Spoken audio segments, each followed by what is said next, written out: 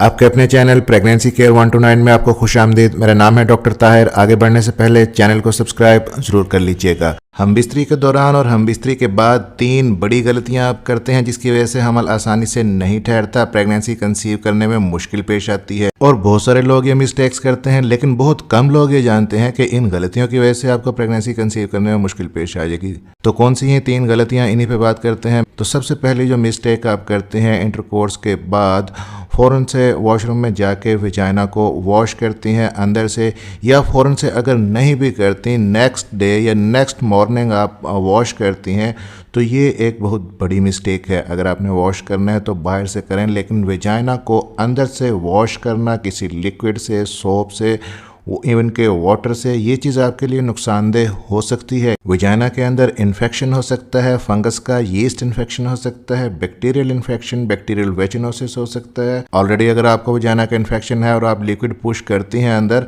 तो ये इन्फेक्शन आपका ऊपर स्प्रेड कर सकता है, आपके यूट्रस में, फैलोपियन ट्यूब्स में और ओवरी में इन्फेक्शन जा सकता है। और फिर बार बार केमिकल वाले लिक्विड से वॉश करना, इससे सर्वाइकल कैंसर होने का रिस्क होता है। क्योंकि जब आप विजाइना को इवन के वाटर से भी वॉश करती हैं इंटरनली, तो नॉर्मली जो सिक्रीशंस और म्यूकस विजाइना के अंदर होती हैं आप उनको निकाल देती हैं, और ये चीज़ विजाइना के अंदर ड्राइनेस पैदा करती है। और मोस्ट इंपॉर्टेंट थिंग यहाँ पे ये है कि विजाइना की पीएच को चेंज कर देती है। नॉर्मली स्लाइटली एसिडिक पीएच होती है विजाइना की, जो कि स्पर्म्स को फेवर करती है, लेकिन जब आप इस तरह बार बार अंदर से विजाइना वॉश करती हैं तो विजाइना की पीएच चेंज हो जाती है, जिसकी वजह से स्पर्म की सर्वाइवल मुश्किल हो जाती है पहले स्टेप के अंदर ही। तो अंदर से वॉश ना करें, सिर्फ बाहर से वॉश करें। अब दूसरी जो मिस्टेक आपने अवॉइड करनी है कि इंटरकोर्स के दौरान कपल्स मुख्तलिफ लुब्रिकेंट्स यूज़ करते हैं।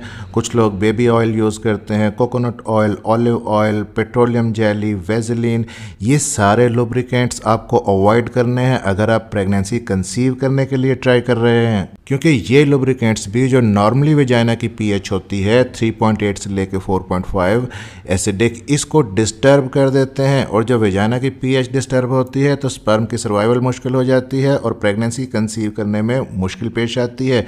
अगर बहुत ही ज़रूरी है लुब्रिकेंट यूज़ करना, तो एक ही नेचुरल लुब्रिकेंट मैं आपको बताऊंगा, वो है एग वाइट।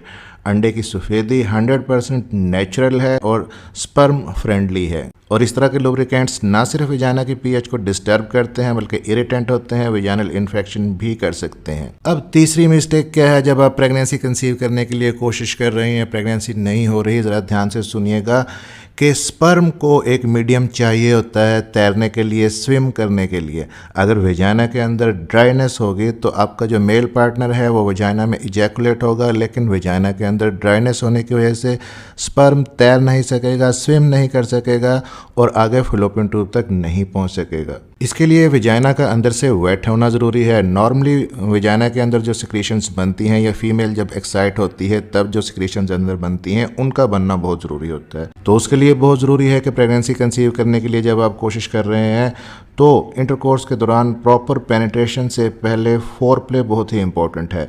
10 से 15 मिनट दोनों पार्टनर एक दूसरे को दें, एक दूसरे को स्टिमुलेट करें, तो ये चीज़ फीमेल की विजाइना को अंदर से लुब्रिकेट करने में हेल्प आउट करेगी और अल्टीमेटली स्पर्म्स को स्विम करने में मदद करेगी, प्रेगनेंसी कंसीव करने में हेल्प आउट करेगी। प्रेगनेंसी से रिलेटेड मजीद इन्फॉर्मेटिव वीडियोस के लिए चैनल को सब्सक्राइब जरूर कर लीजिएगा, बेल नोटिफिकेशन ऑन कर लीजिएगा ताकि प्रेगनेंसी केयर 129 की नई आने वाली वीडियो आप तक पहुंच सके। मिलते हैं अगली किसी वीडियो में, तब तक के लिए अपना ख्याल रखिएगा और दुआओं में याद रखिएगा।